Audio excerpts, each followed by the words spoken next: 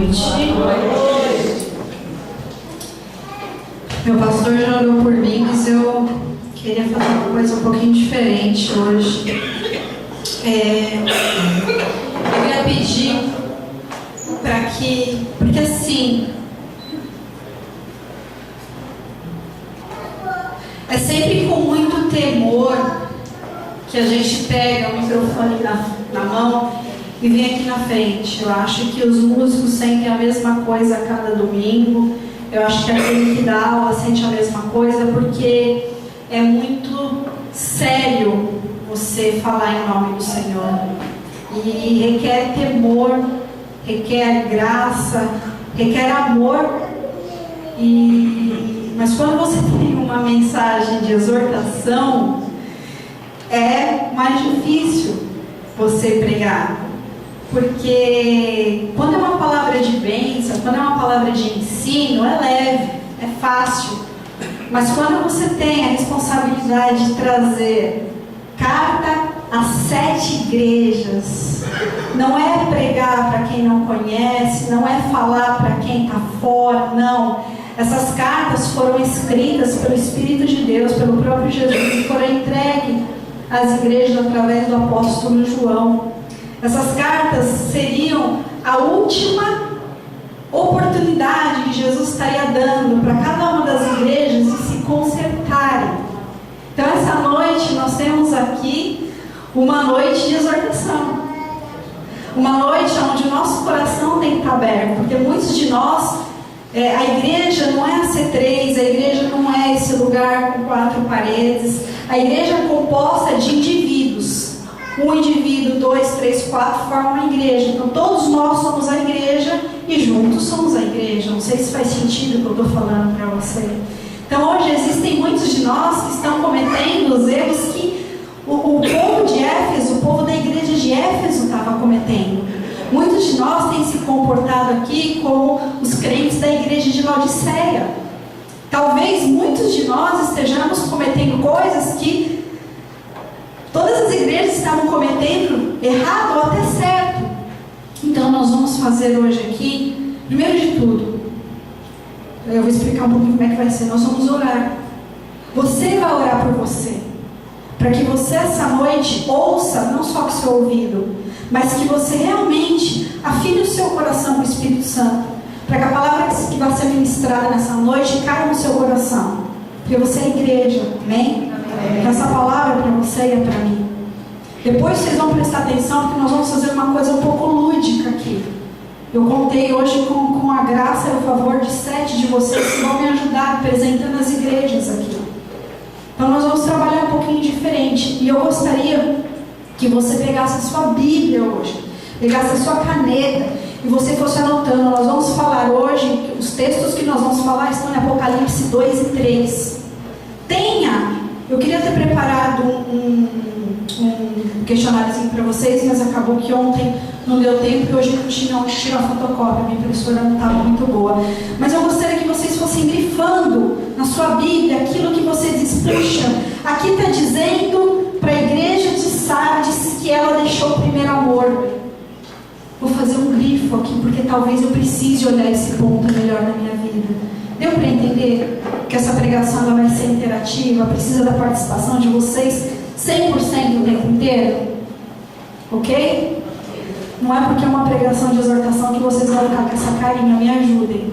Porque não é fácil, né? E todo mundo me conhece um pouco como uma pastora do cajado. Sempre as exortação sobra para mim, é bem assim mesmo, né? As mulheres que dão as broncas, o marido todo sorridente, né? E sobra para a mulher das broncas, puxar as orelhas, né? Aí em casa é assim também, não é? A mãe é mãe chata, né? Que manda arrumar tudo, que manda arrumar o quarto, que manda organizar, é assim mesmo. Mas amém. Eu vou pedir para alguém me ajudar ali na luz. Eu queria que você se colocasse de pé. Pode deixar bem fraquinho, só lateral ali, por favor. Que você colocasse a mão no seu coração e que você fizesse uma oração por você.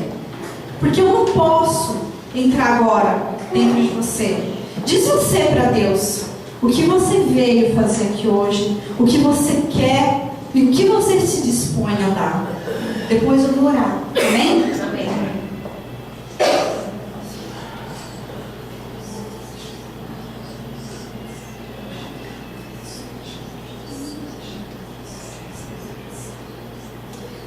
Senhor, está aqui o teu povo, Deus.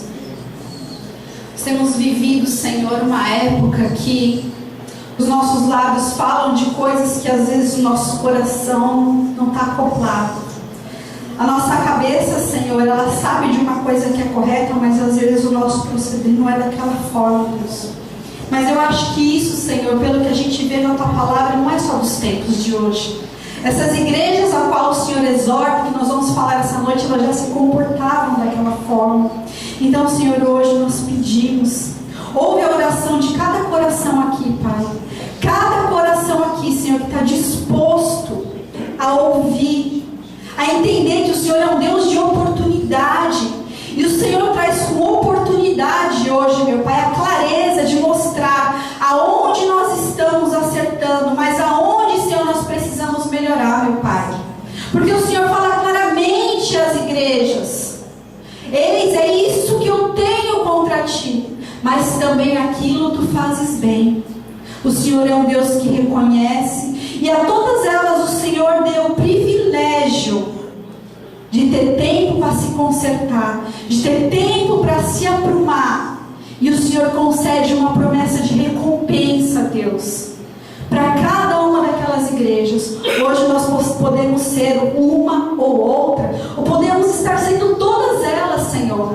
Nos ajuda hoje para que nós não tenhamos, não usamos de subterfúgio, não usamos de desculpas dentro de nós mesmos, para que nós tenhamos clareza, transparência com o Teu Espírito. Porque a Tua Palavra diz: quem tem ouvidos, ouça o que o Espírito diz às igrejas. E nós queremos ter ouvidos completamente abertos e desobstruídos, Senhor, para ouvir a Tua Palavra nessa noite. E nos aprumarmos e nos consertarmos, Senhor, diante do Teu altar, Deus. Amém, Jesus. Amém. Amém? Amém. Pode se assentar, então, por favor. Bom, como eu fiz a introdução para vocês, essas cartas, elas não foram escritas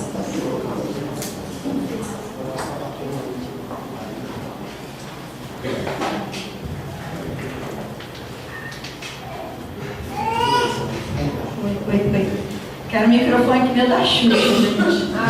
Não tem fio, não é melhor? Deixa eu pôr um pouquinho pra cá. Vai?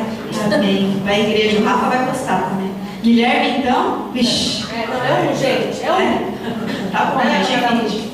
Então vamos lá, gente. Essas cartas foram escritas, como eu disse, pelo Espírito de Deus às 7 igrejas da Ásia Menor. E essas cartas foram redigidas, digamos assim, pelo próprio Jesus. Essas palavras foram palavras de Jesus para essas igrejas. Para quê? Para trazer a elas a realidade do que estava acontecendo e como uma oportunidade para que elas mudassem. Porque o que mais Jesus se apegou ali, ele estava fazendo uma exortação ao que eles estavam fazendo de errado, mas não só fazendo de errado, ao que eles estavam tolerando. Vocês vão ver que, de alguma forma, muitas coisas se repetem nas igrejas. Porque, às vezes, nós achamos que, mas quem está fazendo errado é o meu irmão do lado, mas eu tolero. Isso é pecado também, eu aceito. Isso é o que é mundanismo. E isso é deixar com que a maré me leve. Eu vou explicar isso em detalhes. Eu só quero mostrar para vocês que a exortação não é só sobre eu não estou fazendo, estou tudo bem, mas eu estou tolerando, eu estou achando que isso é normal, estou achando que isso não tem muito problema. E isso tudo vai levando ao que? A uma frieza espiritual. Vocês vão ver que a maioria das igrejas são exortadas veementemente para que não caiam em frieza espiritual. A frieza espiritual é tão séria que sabe onde que ela começa? Na estagnação espiritual. Quando você entrar no platô espiritual, preste atenção. Porque o platô espiritual, aquela estagnação de faz tempo que eu não estudo, não aprendo nada, não tenho um dom diferente, faz tempo que eu estou nessa mesmice, faz tempo que eu não sirvo, ou faz tempo que eu não sirvo em área diferente, faz tempo que eu não mudo a minha maneira de proceder na igreja, ou até que eu não me firmo como deveria, quando você entra nessa estagnação, nesse platô, você começa a entrar no quê? Uma frieza espiritual. Você começa a se acomodar, você começa a entrar no mornismo. Vocês vão ver o que Deus fala sobre mornismo. Daqui a pouco o erro do outro já não é tão erro assim, meu erro também, meu pecado já não é tão pecado assim. Aí eu começo o quê? Declinar. E do declínio eu faço o quê? Eu viro uma apóstata. O que é uma apóstata? Você abriu mão da sua fé. Você já não professa mais a sua fé.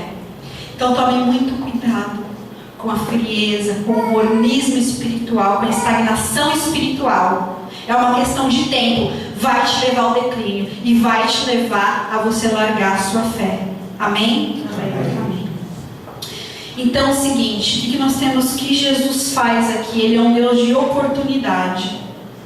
Oportunidade. Quando Ele leva essa carta até as igrejas, Ele está dando oportunidade para que a igreja se corrija, para que a igreja se acerte, para que ela pare de cometer aqueles erros, e para que ela tenha uma vida em abundância, e principalmente para que ela tenha um espaço no céu. Igreja, eu e você de novo, e todos nós juntos, ok? E como eu orei, né? Para evitar isso, o que a gente precisa? Ouvir o que o Espírito diz às igrejas. Eu quero falar da igreja de Éfeso primeiro. Éfeso, vem aqui por favor, Éfeso. Eu tenho uma carta da parte de Jesus para você. Essa carta, ela vem daquele que tem as 7 estrelas na sua mão direita e anda entre os 7 candelabros. As 7 estrelas, Éfeso, quer dizer os pastores da igreja, o anjo da igreja. E os 7 candelabros querem dizer as igrejas. O que eu quero dizer com isso é que tanto os pastores quanto as igrejas pertencem ao Senhor. E as igrejas são vistas por mim, Éfeso, como candelabros de ouro, tão preciosas que elas são. Preciosas são, é por isso que eu cuido e exorto como um pai que zela. Éfeso. Eu fiz questão de deixar para vocês os versículos, tá, gente? Então, vocês vão acompanhando. Eu conheço as suas obras, eu conheço o seu trabalho árduo e a sua perseverança. Eu sei que você colocou à prova aqueles que dizem ser apóstolos, mas que na verdade não são, e descobriu realmente que eles eram impostores. Um alerta para vocês. A palavra de Deus diz que no final dos tempos muitos seriam enganados. Anotem isso na Bíblia de vocês e leiam em casa. 1 Timóteo 3. 1 Timóteo 3. Eu não vou ler aqui. Lá fala das características que os pastores de vocês têm que ter. Você que é dessa igreja, leia 1 Timóteo 3 e veja se Fábio e eu nos enquadramos lá. Você que não é dessa igreja, tem o seu pastor, leia e veja se ele se enquadra lá.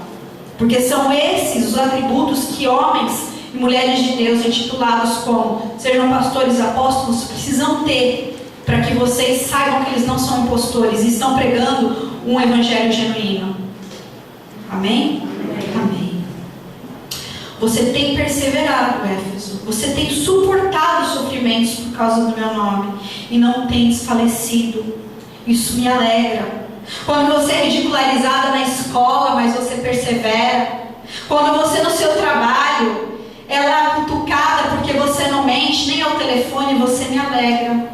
Quando você diz na sua roda de amigas, não, eu não tenho relações sexuais com meu namorado porque eu ainda não me casei, e assim o meu Senhor ensina, você me alegra, Éfeso. Isso é fazer a minha vontade. Isso não é negar o meu nome. Mas Éfeso, eu tenho algo contra você. Você abandonou o seu primeiro amor, Éfeso. Primeiro amor? Como assim, Senhor? Primeiro amor? Eu vou te explicar o que é primeiro amor, Éfeso. Primeiro amor é um amor puro e sincero. Aquele com que faz que nós tenhamos o desejo de obedecer, que nós tenhamos o desejo de seguir, de praticar a palavra de Deus na íntegra. Seguir e praticar. Em termos práticos, Éfeso, você tem que ter o desejo de todos os dias aprender da minha palavra e pôr ela em prática. Você vê o pobre, você vê o nu, você vê o caído, você ajuda, você vai lá e auxilia, você dá uma palavra. O seu coração queima para fazer o ID. Você é algo que precisa ser feito pelo reino, você vai e faz. Você vive a parábola do bom samaritano. Você cuida para que as suas finanças sejam honradas na casa do Senhor. Você vê os seus compromissos comigo e você os honra. Isso é o primeiro amor, Éfeso. É você ficar ali com o seu coração latejando, como uma noiva apaixonada por mim. Porque eu vou voltar. E eu volto por uma noiva apaixonada. Quem é o noivo que quer uma noiva apática? Que quer uma noiva que não está aguardando ele com o coração queimando, fazendo tudo o que ele pediu para ela fazer? Éfeso, não deixe o seu primeiro amor. Lembre-se de onde você caiu. Cuidado para as obras que você fazia, você voltar a fazer. Arrepende-se e pratica elas de novo. Se você não se arrepender, eu virei e tirarei o seu candelabro do seu lugar. E o que isso significa, Senhor?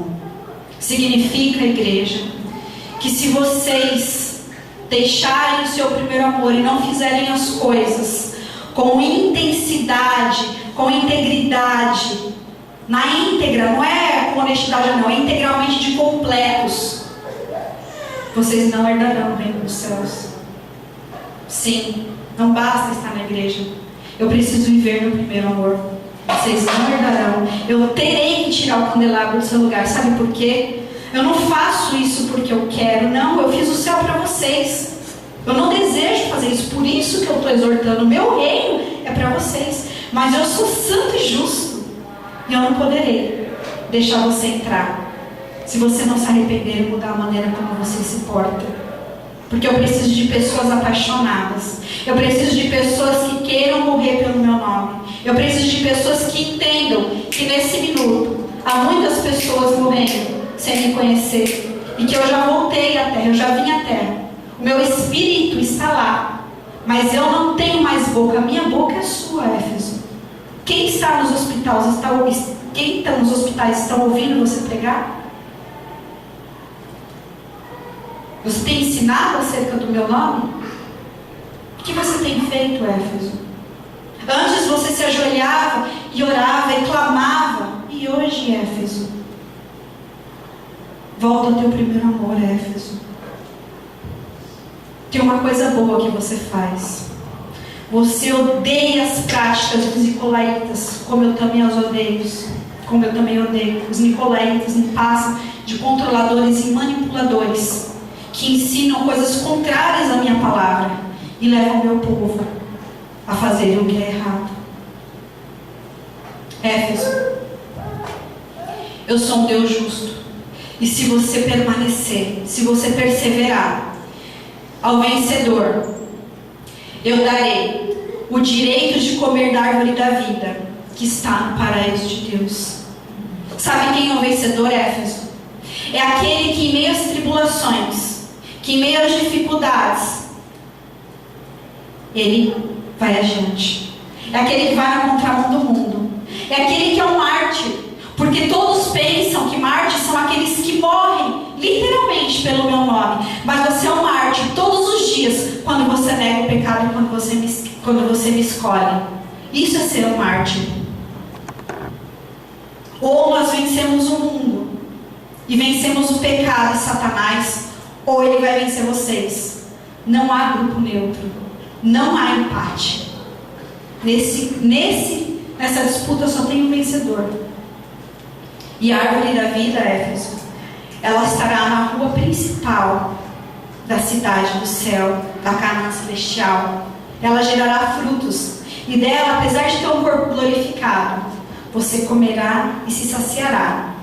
Porque de mim, lá no céu, para onde eu quero que você vá, vai ter saúde, vai ter força. Você vai ter o seu corpo glorificado, mas ainda assim, você vai depender de mim. Amém, Éfeso? Amém. Esmirna,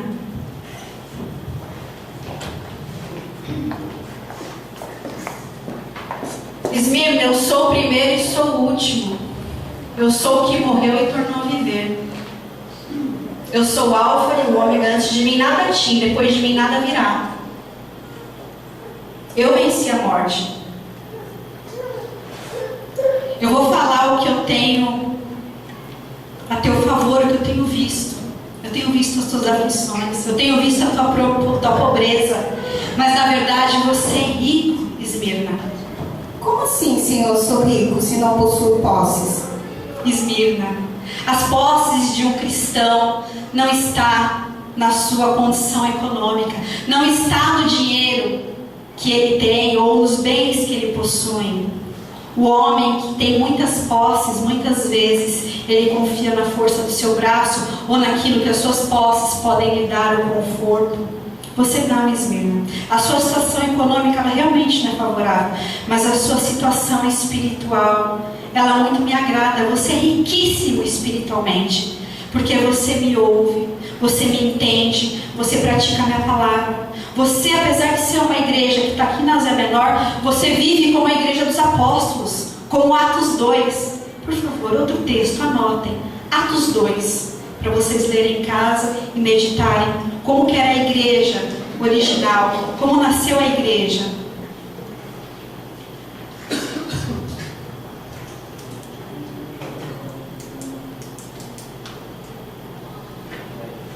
Eu conheço também, Esmirna, há blasfêmios que se dizem judeus, mas não são, sendo antes sinagoga de Satanás. Judeus? Como assim, Jesus? Judeus representam, aqui é uma analogia, representam o meu povo. E o que acontece é que existem muitos que pegam o meu povo.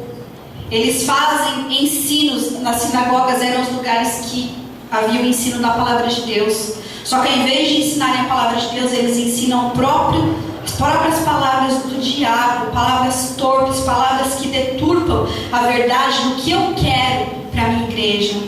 Eles levam as pessoas ao ensino errôneo, às práticas errôneas, e assim faz com que o meu povo se perca. Esmirna, não tenha medo do que você está prestes a sofrer. Coisas piores virão. Saiba que o diabo lançará vocês numa prisão para prová-los, e vocês vão sofrer perseguição. E isso já está acontecendo na igreja de hoje. O diabo já tem lançado cadeias sobre o seu povo. O medo de não ser aceito, o medo de não entender, de ter medo inclusive de viver o grande e verdadeiro amor de Deus.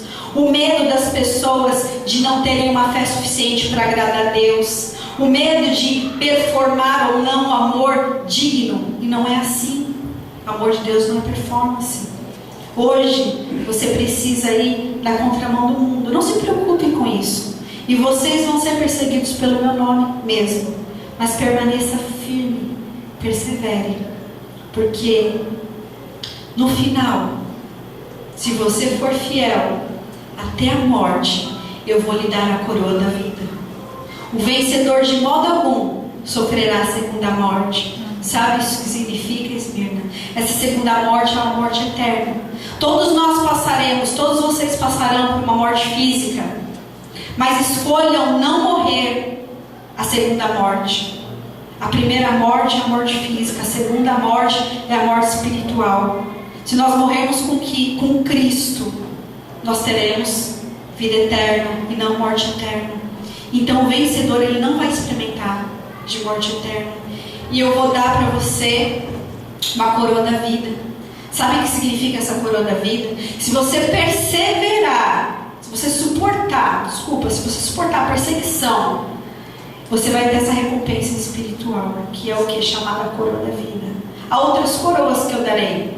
Coroa da alegria, coroa da justiça, a coroa incorruptível, a coroa da glória. Mas essa da vida será para aqueles que conseguirem perseverar em meio às tribulações da vida. Esmirna, persevere. Amém. Pérgamo.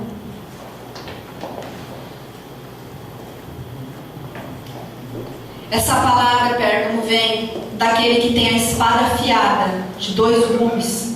Essa espada significa a minha palavra. A minha palavra precisa ser afiada dentro do seu coração. Você precisa entendê-la, você precisa conhecê-la e você precisa praticá-la, para que ninguém te engane. Pérgamo, eu sei onde você vive, Pérgamo. Eu sei o que você passa e eu sei onde está o trono de Satanás. Senhora, você vê tudo aquilo? Vejo, Pérgamo. Eu vejo tudo aquilo. Eu vejo sim. Assim como havia um trono do Império Romano naquela época, hoje há tronos de adoração e de mal que se multiplicam por todos os lugares. E a cada dia para o cristão genuíno está mais difícil de viver e até de sobreviver. Realmente nós temos vivido um tempo onde o trono de Satanás parece que está na porta do lado, parece que está na casa ao lado, parece que está em cima ou embaixo. Mas eu tenho visto, tenho contemplado. Contudo, Pérgamo, você permanece fiel ao meu nome e não renunciou à sua fé em mim, nem mesmo quando Antipas, uma fiel testemunha, for morta nessa cidade aonde Satanás habita. Porém, Pérgamo, o que eu tenho contra você você tem pessoas na sua igreja que se apegam aos ensinos de Balaão, ensinos que ensinou também Balaque a armar ciladas contra os israelitas, o meu povo, induzindo-os a comer alimentos sacrificados a ídolos e a praticar imoralidade sexual. Jesus, por favor, explica melhor isso. Que eu vou te explicar, Pérgamo, porque eu não quero que você pereça. Balaão foi um falso profeta que por seu bel prazer, por seu interesse próprio, ele vendia profecias arranjadas, a conveniência de quem ele queria ou o que ele queria. A pessoa ia lá e dizia: olha, eu quero que você profetize tal coisa. O que eu posso profetizar? Você me pagará quanto por isso? Isso leva as pessoas a fazer o quê? A comer alimentos sacrificados a ídolos, ou seja, se prostram diante de outros deuses, de ídolos que não o Senhor Jesus, e praticam a imoralidade sexual. Hoje você pode ver, Pérgamo, que nós temos situações de pessoas influentes que fazem isso. Políticos, cantores, artistas, são pessoas que influenciam o meu povo, têm interesses próprios, põe músicas terríveis para que o meu povo seja conduzido a praticar a imoralidade sexual. Tudo pelo seu bem, tudo para que o seu bolso encha de dinheiro. Eles não estão pregando o evangelho genuíno. Eles não estão preocupados se vocês perecerão ou não. Ainda essa imoralidade sexual, Pérgamo, eu quero que você entenda uma coisa. Ela não está relacionada apenas ao pecado sexual, mas ela está relacionada à imoralidade sexual no sentido de adultério contra mim. Porque eu, Senhor, não divido a minha glória com ninguém. E se igreja, Pérgamo, Éfeso, qualquer outra, se prostra diante de outro Deus, isso significa que ela está adulterando contra mim. Porque se ela não está comigo, ela me trai com outro. Pérgamo, eu ainda tenho mais uma advertência para você. De igual modo, você tem também os que se apegam aos ensinos nicolaítas, assim como a igreja de Éfeso. São os controladores, os manipuladores e os que ensinam heresias à minha palavra, ou seja, ensinos contrários à minha palavra. Portanto, Pérgamo, se arrependa, senão eu virei em breve e lutarei contra eles com a espada da minha boca. As minhas palavras, que são justas, trarão juízo sobre eles. E eu sou contra todo aquele que faz e tolera essas coisas. Amém, Pérgamo? Amém. Pérgamo, mas há uma recompensa para todo aquele que persevera. Ao vencedor eu darei o maná escondido. Eu também darei uma pedra branca com um novo nome nela escrito, conhecido apenas por aquele que a recebe. O maná escondido significa um alimento especial, direto do céu, que te alimentará e te saciará. E essa pedra branca, ela está ligada a pecados perdoados. Ela está ligada a um novo nome que eu te darei. Um novo sentido, um novo significado. O uma nova identidade. Quem tem ouvidos, ouça o que o Espírito diz às igrejas. Amém, Pérgamo? Amém. Tiatira.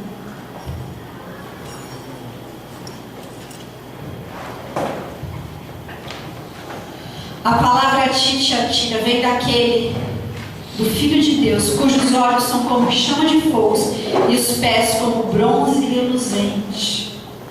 Tiatira, eu conheço as suas obras, o seu amor e a sua fé e a sua perseverança. Eu sei que você está fazendo mais agora do que você fazia antes. Mas eu tenho algo contra ti, Tiatira. Você tolera Jezabel, aquela mulher que se diz profetiza. Com seus ensinos, ela induz os meus servos à imoralidade sexual e a comerem sacrifícios de ídolos. Jezabel, Senhor, explica melhor, por favor. Eu dei tempo para ela, para que ela se arrependesse da sua imoralidade sexual, mas ela não quer se arrepender. Por isso, eu vou fazer ela adoecer e trarei grande sofrimento aos que cometem adultério com ela, a não ser que se arrependam das obras que ela pratica. Jezabel foi uma mulher. Ela hoje é um espírito controlador e sedutor. Ela vai contra tudo que é santo e tudo que é de Deus. Ela é sorrateira, ela é suave, ela é sedutora. Então ela vem com coisas do tipo: ah, não, mas se você fizer isso não tem problema. Ah, mas um cigarrinho de baseado, não tem problema, você não vai fazer mal ao outro, mas só você. Ah, não, se você tomar um porre hoje, é só uma coisa que você vai se libertar, você vai relaxar. Não vai fazer mal para ninguém? Não, só você. Ela é sinuosa. Ela faz o meu povo pecar. Ah, o que tem de mais? Não, mas tua mulher está em casa. Mas o que tem de mais? Vai lá, tá te dando mole. Tua mulher nunca vai saber. Uma vez só, qual que é o problema? Ela leva o meu povo de uma forma que parece sem problema, normal, a pecar. Ela distorce sutilmente. E ela faz o meu povo cometer adultério contra mim, o único Deus.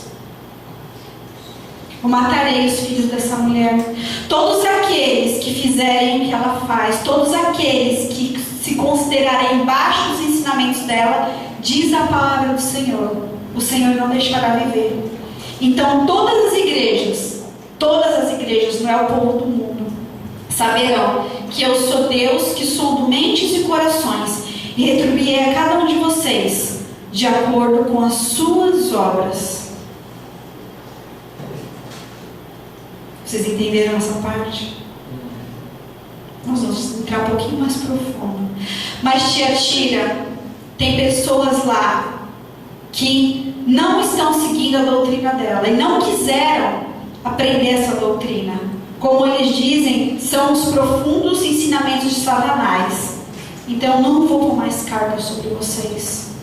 Então somente apeguem-se com firmeza ao que vocês já têm, até que eu venha. Eu sou um Deus justo. Aquele que vencer, Tiatira, e fizer a minha vontade até o fim, eu darei autoridade sobre as nações. E lhes darei a mesma autoridade que recebi do meu Pai. Também lhes darei a estrela da manhã. Eu fico pensando como Deus é um Deus tremendo. Ele pega uma igreja que está completamente desgraçada. Uma igreja, volta um pouquinho, por favor. Uma igreja que tem tolerado o espírito manipulador, que tem tolerado sensualidade, que tem cometido pecados de moralidade, que tem sacrificado a outros ídolos, ou seja, se dobrado diante de outros deuses. Volta lá agora no próximo. E ainda assim, ele diz: se você vencer, eu vou te dar autoridade sobre as nações. E lhe darei a mesma autoridade que recebi do Pai. Alguém pode me explicar que Deus é esse? Alguém consegue compreender o tamanho da sua justiça, do seu amor? Porque eu não consigo compreender. na minha pequena razão de ser humano. Eu quero só que vocês vão entender. Eu vou lhe dar também a estrela da manhã. Isso significa o quê? Estrela da manhã significa vindo da luz. É um dom, se você vencer. Se você tem ouvidos, te atira, ouça o que o Espírito diz às igrejas. Amém? Amém. Sardes.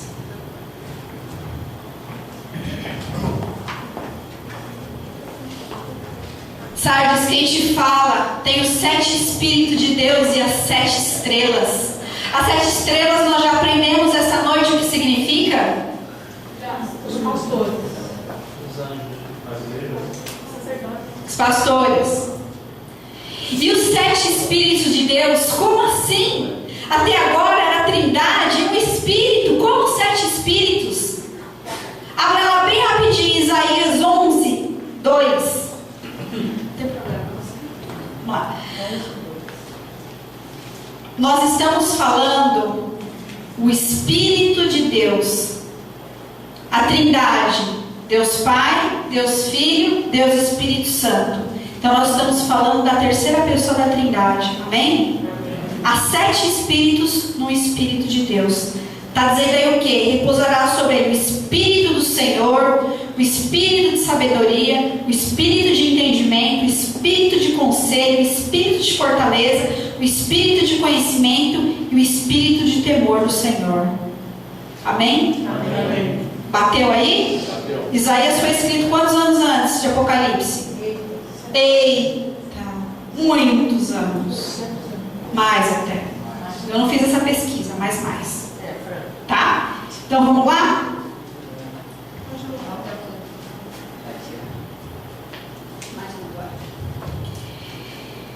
Eu conheço as tuas obras. Você tem fama de estar vivo, mas morto está. Morto eu, Jesus? Morto. Você tem uma reputação boa. Quando o grupo de louvor vai lá na frente, é tudo muito bonito. Quando vocês estão lá, vocês adoram, vocês batem palma e tudo parece muito bom. Vocês parecem impressionantes aos olhos de quem não conhece, mas eu conheço o coração de vocês. Vocês estão mortos. Vocês esqueceram o verdadeiro amor. Vocês esqueceram a verdadeira razão. Vocês deturpam a motivação. A motivação do coração de vocês precisa ser revista. Não façam as coisas para que os homens vejam, mas façam as coisas para que aquele que sonda mentes e corações se agrade, que é o grande Deus. Seja vigilante e confirma isso para os restantes que estavam para morrer, porque eu não achei as tuas obras perfeitas diante de Deus.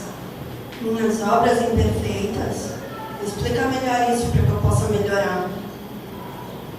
Como eu falei, a sua motivação não está alinhada com aquilo que eu quero que você faça.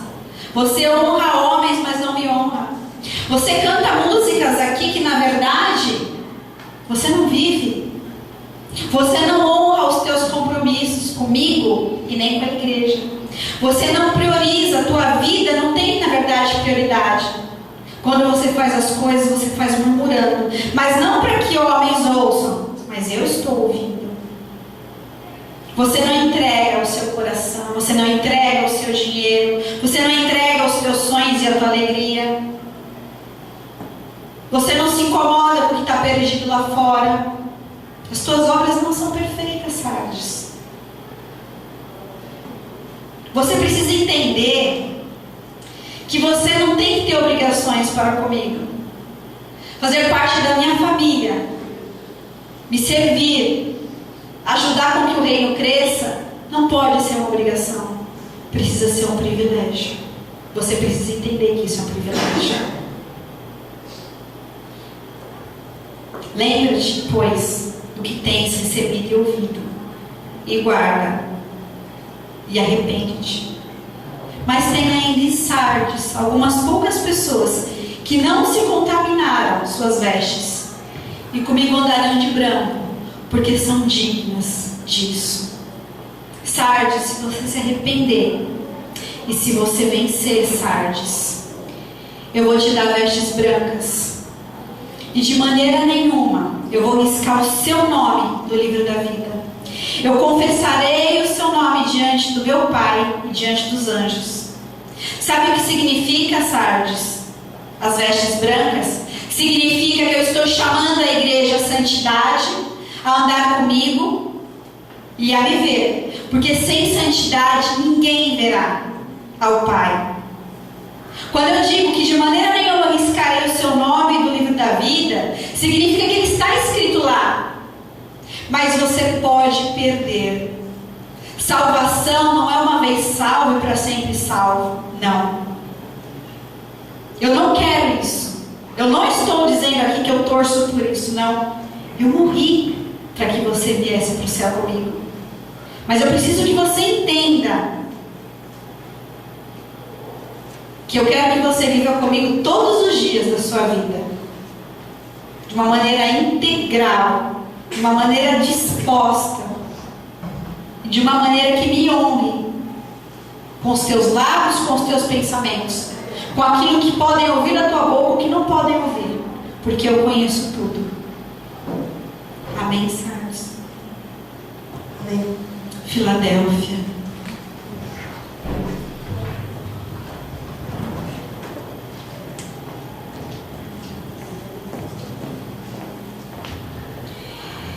Filadélfia, quem te escreve a carta é aquele que diz que é santo, que é verdadeiro, que tem a chave de Davi, que abre e ninguém fecha, e fecha e ninguém abre. Ele é Deus. Eu conheço as tuas obras. Eu sei que tudo que você tem feito é que para a minha palavra seja pregada. É para que o meu reino cresça. E você começa dentro do teu lar. Porque ali você faz da igreja uma extensão. Não adianta você querer viver o evangelho de domingo. Não adianta você querer viver uma vida aqui e outra vida quando eu chego lá dentro da igreja. Não. Eu conheço as tuas obras e sei que você tem vivido uma vida reta. E eis que eu pus diante de ti uma porta aberta. E ninguém vai fechar ela. Porque como eu disse, eu abro e ninguém fecha.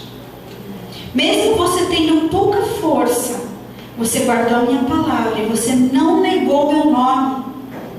Enquanto todos dizem, não, é loucura, isso está ultrapassado. Você diz assim, não, eu vou na contramão do mundo. Se Deus falou para não fazer assim, eu não vou fazer. Se Deus falou que isso é pecado, isso é pecado.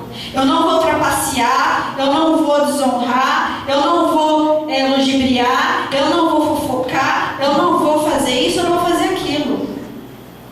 Tudo que eu tenho dito, você tem priorizado a minha casa, você tem me priorizado, você tem priorizado os nossos planos. Porque os meus planos para a terra são os nossos planos. Meus planos para a terra envolvem a igreja. Assim como os planos individual de cada um de vocês são os nossos planos. Tudo é nosso. Ora, precisamos trabalhar juntos em alguns projetos meus, ora em alguns projetos seus. Eis que eu farei aos da sinagoga de Satanás, aos que dizem judeus, mas não são e mentem, eu farei que venham e se prostrem aos teus pés, Filadélfia, e saibam que eu te amo pela tua fidelidade. A igreja fiel será reconhecida. Não é a igreja, não é a placa da igreja. A igreja fiel será reconhecida. E é através dessa igreja que Jesus precisa manifestar o seu poder nos últimos tempos. Por isso que nós precisamos andar de acordo, para que o Senhor olhe para nós e veja os nossos tudo a favor e veja nada contra. Porque a hora que a trombeta soar, isso está para acontecer, o povo, isso vai ser um processo. O povo vai morrer para onde? Não a hora que a trombeta soar, mas a hora que houver tiver para vir, vai ter uma manifestação da igreja. Está dizendo aí na Bíblia. A Bíblia está dizendo que aqueles que ensinam tudo errado, que fazem coisas pagãs, que fazem coisas que dizem no meu nome não são, vão vir e vão se prostrar e vão ver que eu te amo. Ou seja, a igreja genuína, a igreja que tem proceder como a igreja de Filadélfia, será a porta do céu, será a última porta de salvação para aquele que está perdido lá fora. Eu posso ouvir um amém? Amém. Amém. Sejamos a igreja de Filadélfia. Como você guardou a minha palavra com paciência, também eu te guardarei na hora da tentação, que há de vir sobre o mundo, para tentar os que habitam na terra. Eis que eu venho sem demora, e guarda o que você tem, para que ninguém tome a tua coroa. Filadélfia, ao que vencer, eu farei dele a coluna do meu templo, do templo do Senhor, e de lá ele nunca sairá. Escreverei sobre ele o nome do meu Deus, o nome da cidade do meu Deus, a Nova Jerusalém, que desce do céu do meu Deus, e também o meu novo nome. Ou seja, serás uma coluna no céu, e terá um novo significado dado por Deus, pela cidade de Deus e pelo próprio Jesus. Amém? Amém. Amém. Laodiceia.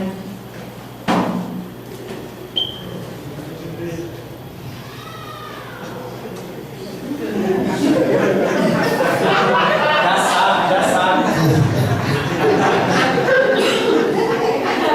Laodiceia, aquele que vos fala é a testemunha fiel e verdadeira, o princípio da criação de Deus, o próprio Cristo.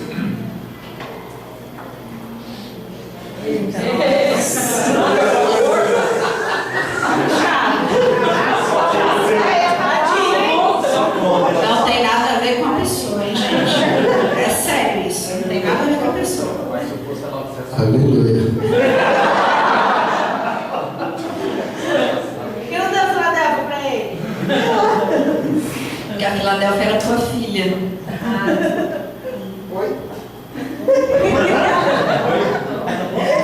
Combinava com uma criança. Então não chamou. Porque ela veio pensar. É outro assunto, né?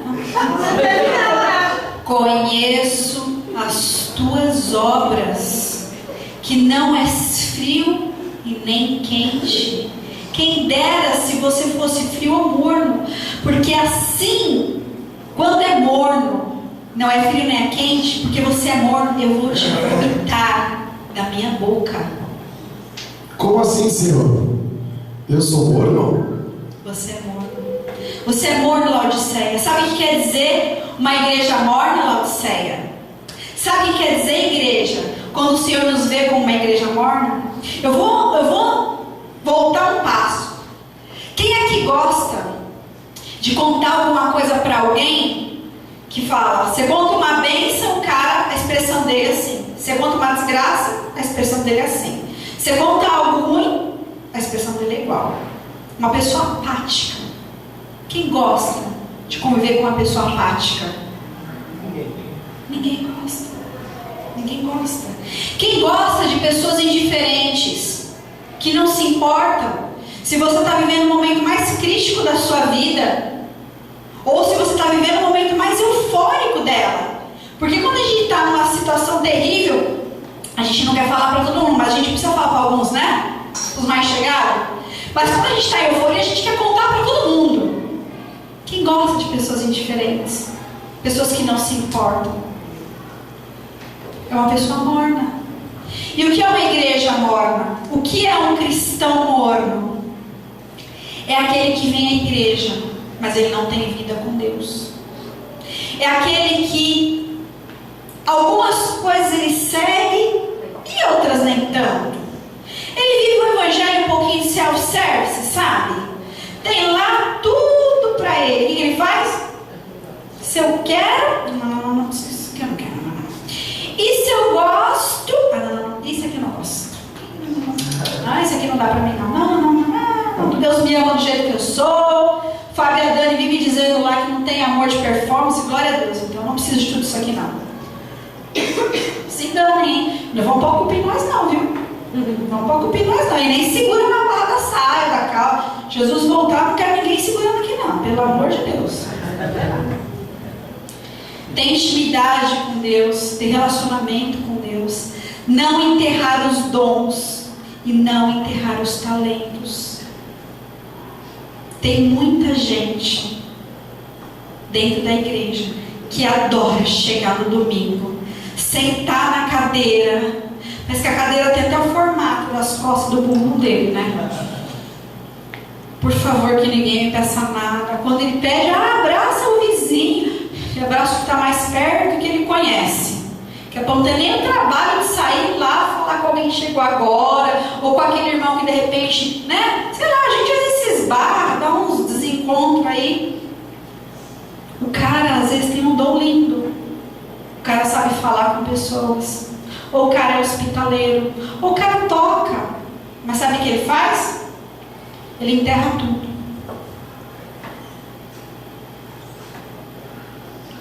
Pessoas apáticas, pessoas indiferentes, pessoas que não se importam. Quando você faz isso, você está passando a mensagem clara para Deus, para a igreja e para o perdido. Eu não me importo. Sim ou não? Eu estou na escala, eu não venho num aviso. É para mim estar aqui às 4, eu chego às 10 para 5. O que eu estou dizendo? Eu não me importo. Tem lá um trabalho evangelístico, seja para estar lá na frente, ou seja para limpar o chão. Se for lá na frente eu vou, se for limpar o chão não for, não vou. Já temos 2 últimos que eu fui, esse daqui não vou não. Você está sendo o quê? Morno. Pessoas apáticas, pessoas indiferentes causam náuseas a Jesus. Forte isso, né? Forte, ele está dizendo: eu vou vomitar-te da minha boca. Portanto, não é por acaso que eu acho que a igreja de Laodiceia está em último lugar. Porque todas as igrejas, o Senhor vem falando sobre comodismo, estagnação espiritual, mornismo, tolerar tudo que é errado, e depois disso não tem 0 a 0, lembra? Não tem jogo que vai empatar. Ou você vai cair, ou você se arrepende e sobe, dá uma guinada. Tem pessoas que dizem claramente: eu não me importo. Eu não me importo com o sacrifício de Jesus, eu não me importo com a cruz do Calvário, eu não me importo com todo esse negócio que o povo faz aqui, e eu não me importo se nesse momento, cada vez que eu faço isso, uma pessoa está morrendo e está indo para o inferno. É assim, gente, a conta. Quantos por cento de cristãos tem em Santos, na Baixada Santista? 13. 87%. Se acontece hoje um tsunami, o que vai acontecer? Superpopulação no inferno. É isso? É isso, né? Não tem espaço para todo mundo lá, né? Vai. Gente, é sério isso. É sério isso. Como dizes, rico sou, estou enriquecido e de nada tenho falta. Não sabes que tu és um desgraçado, miserável, pobre, cego e nu. Jesus, tenho posses mesmo, até ajudo os outros. Do que você está falando?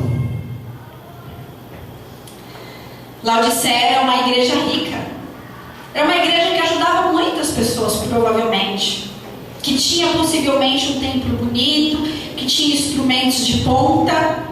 Mas o que Jesus estava falando para Laodiceia? Você é desgraçada, miserável, pobre, cego e nu. Está sem a graça de Deus. Teu espírito é miserável. Não é porque você não pode, não é errado a igreja ter posse. A igreja tem que ter. Mas a igreja tem que usar essa posse para o que é certo. Laodiceia estava o quê? O grupinho confortável. Estamos aqui, toda semana vem esse povinho, canta as músicas boas, microfone show de bola, tudo gostosinho. Quantos vieram? Os mesmos 30 da semana passada, tá bom. Pô, tu viu o Lincoln, viu o Douglas, viu o William, falei com a Carol, que gostoso, tá tudo gostosinho. Tá tudo gostosinho. Era assim, igreja de Laodiceia. E Jesus fala o quê? Ai, que bom, Laodiceia, eu tenho visto todo domingo vocês em comunhão, vocês conversam, aí vocês marcam caldo verde na casa da pastora, fazem bagunça, dançam com Deus. Que igreja unida, Laodiceia! Oi? Só que não. É isso que Deus espera? Não estou dizendo que nada disso é errado, gente. Não estou dizendo. Sou louca. Chamei o povo para ir na minha casa sexta-feira e hoje estou aqui dizendo que está errado. Não é isso. Eu estou dizendo que isso é o plus. Isso não é a razão pelo qual nós temos que vir à igreja. Nós temos que vir à igreja para fazer o quê? Se conectar a Deus e conectar quem está perdido ao Senhor. Esse é o propósito da igreja. Então, nós temos que tomar cuidado, porque o Senhor não está nos chamando de miserável, pobres, cegos e nus. Não estamos vendo o que precisamos ver. Mas eu fui evangelista da tribuna. Glória a Deus. E que mais? Hoje nós temos um problema sério para conseguir reter pessoas aqui. Hoje nós não fazemos metade do que nós deveríamos fazer. Hoje nós já temos um grupo bom que poderíamos fazer. Estou sobrecarregado. Eu também. Amém. E eu oro a Deus pelo dia que eu puder largar meu serviço secular. Eu anseio todos os dias da minha vida. Claro que cada um tem um chamado, mas eu anseio todos os dias da minha vida que eu não precise depender daquele salário, para que eu possa me dedicar àquilo que o Senhor realmente preza, que é para tirar as pessoas da porta do inferno e trazer para dentro da casa de Deus. Se isso arde só no meu coração, não tem problema, mas eu acho que não. Sabe como é que a gente tem que se refinar? Você sabe qual é o meu conselho para você, Laodiceia? Esse ali, ó. Eu aconselho que de mim compres ouro provado no fogo, para que te enriqueças de verdade, e roupas brancas para que te vistas, e não apareça a vergonha da tua nudez, e unjas os teus olhos com colírio, para que tu vejas. Senhor, mas como eu faço isso? Como você faz isso, Laodiceia? O ouro provado no fogo significa o quê? Quando o ouro é provado no fogo, ele está em processo de quê? Purificação. Purifique-se, igreja. Purifique-se, igreja. Purifique-se da maneira como você pensa. Tudo que você vive, que você pensa, como você se comporta, o que você acha, você tem que colocar onde? No fogo. E dizer, Senhor, pode testar. Sabe o que acontece quando você põe ouro no fogo? As impurezas vão para o fundo e fica só o que é ouro puro, genuíno, precioso. Nós precisamos passar por esse processo. O que mais nós precisamos? Nós precisamos de roupas brancas. O que significa roupas brancas? Perdão. Nós precisamos reconhecer os nossos pecados. Precisamos colocar eles diante do Senhor, pedir perdão. Roupa branca significa pureza, significa santidade. Sem santidade nós não veremos a Deus. Como é que eu apresento quem eu não conheço? Conheço. De ouvir falar ou de com ele andar? Como é que você conhece, Senhor?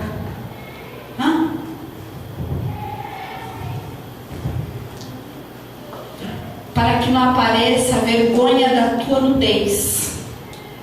Mas Deus conhece todos nós peladinhos. Sim ou não? Sim. É disso que ele está falando? Não. Não. Que nudez que ele está falando? Do nosso eu. Nosso eu. Sabe aquele eu que a gente às vezes não tem coragem nem de admitir? Uns pensamentos, umas coisas que passam pela cabeça, umas coisas que às vezes você sente. Sabe esse daí? Todo mundo aqui tem ou só eu que tenho? Ufa! Ufa! Aí você manda logo, né? Tudo embora, pede perdão. É disso aí que ele está falando. Nudez. E unge os teus olhos. Quando eu unjo os meus olhos, eu estou dizendo o seguinte: Senhor, muda a maneira como eu vejo as coisas. Passa o teu óleo de unção para que eu veja como tu vês. A Bíblia diz que se os teus olhos forem bons, tudo mais vai ser bom. Eu preciso parar de olhar meu umbigo, preciso parar de olhar o defeito do Lincoln, preciso parar de me perturbar com as coisas que eu não gosto da Thaís, da Fran, sei lá de quem. Gente, qual que é o objetivo principal de nós estarmos aqui? Qual é? Deus e quem está lá fora. A C3, eu gosto muito, o que impactou meu coração para vir para a C3 foi a missão da nossa igreja. São 3 Cs. Todo mundo sabe por que são 3 Cs? Christian, City, Church. São 3 Cs, né? Igreja da cidade cristã. Mas que também tem como objetivo 3 Cs. Conectar pessoas a Deus, conectar pessoas a pessoas e conectar pessoas aos seus propósitos. Existe propósito genuíno fora da presença de Deus? Não. Existe igreja sem pessoas? Não. E existe pessoas genuinamente vivendo seu propósito sem Deus? Não. Eu repreendo e castigo a todos que amo, porque eu sou um pai zeloso. Laodiceia, eis que estou à porta e bato. Se alguém ouvir a minha voz, eu vou abrir a porta e entrarei em sua casa e cearei com ele, e ele comigo. Você está disposto, Laodiceia, a me ter na sua mesa de jantar, a me ter na tua intimidade, no café, no almoço, no jantar, e nas refeições intermediárias ainda? É disso que o Senhor está falando. A tua recompensa, Laodiceia, se você vencer, eu vou lhe conceder que você assente comigo no meu trono, e assim como eu venci e me assentei com meu Pai no seu trono. Amém, Laodiceia? Amém.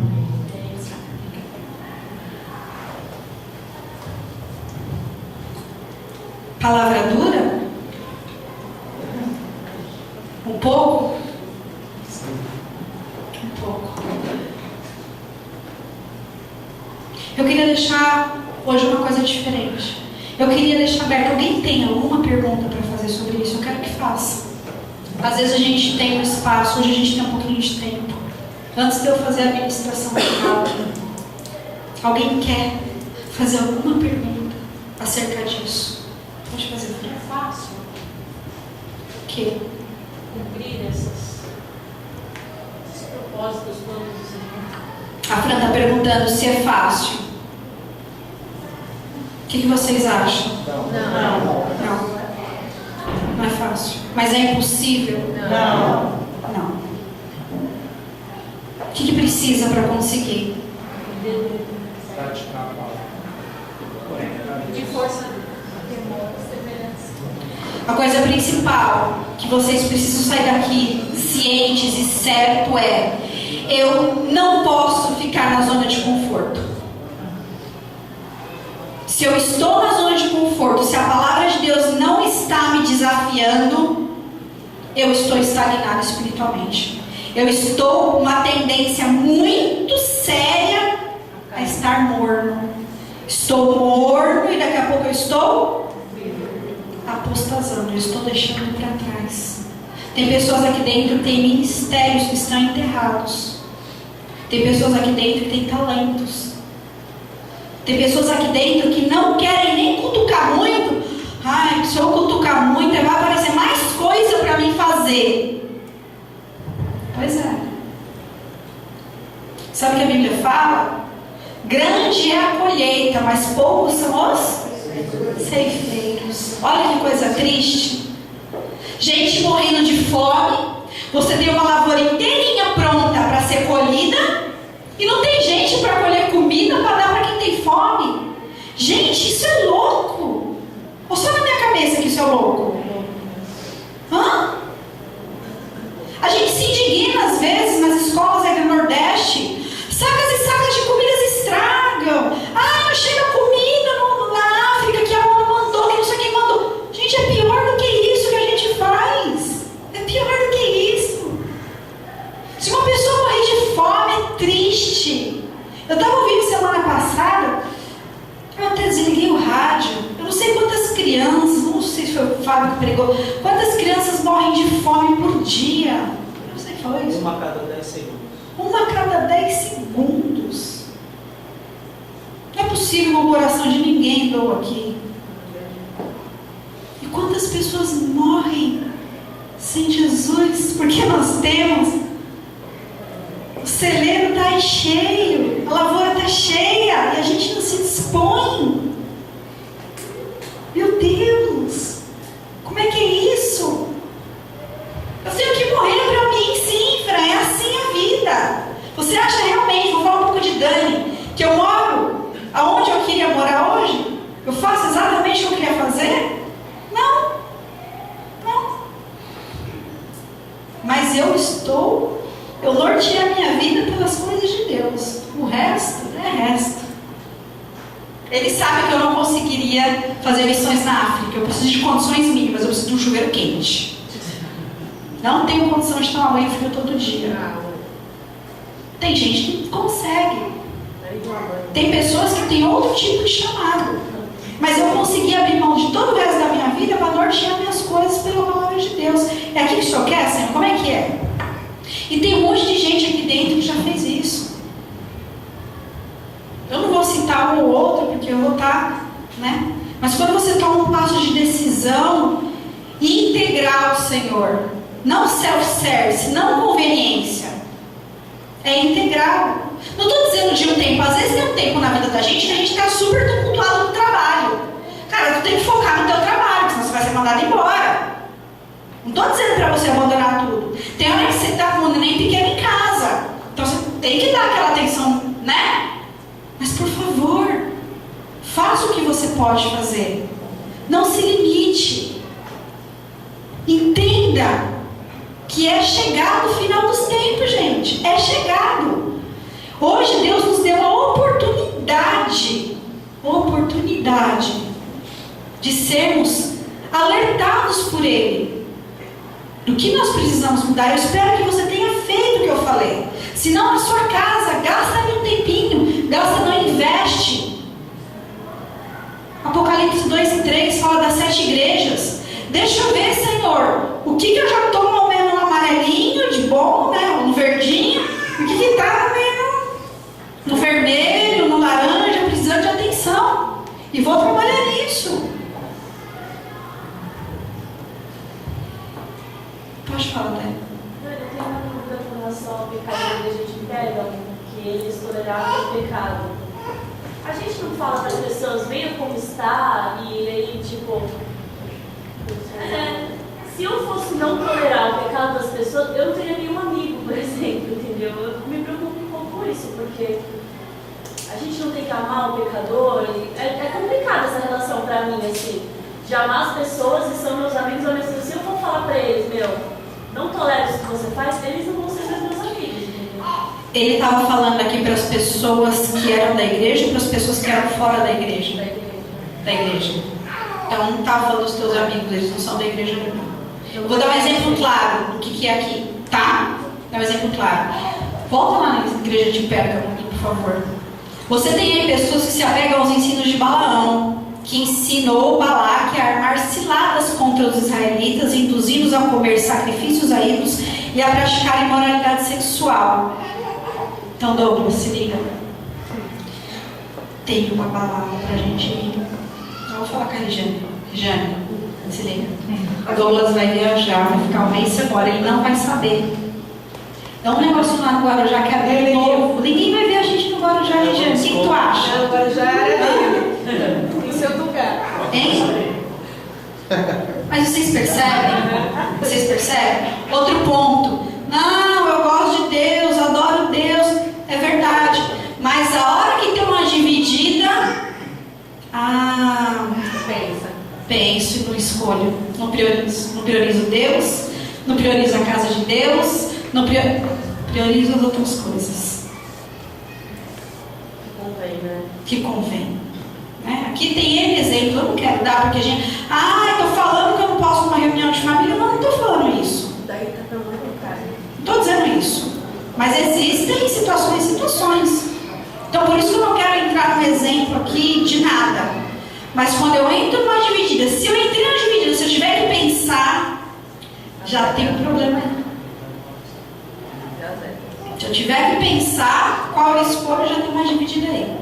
Na minha cabeça, e não ir no culto aos domingos não é uma opção. Não é uma opção. Tipo, como assim eu vou no culto domingo?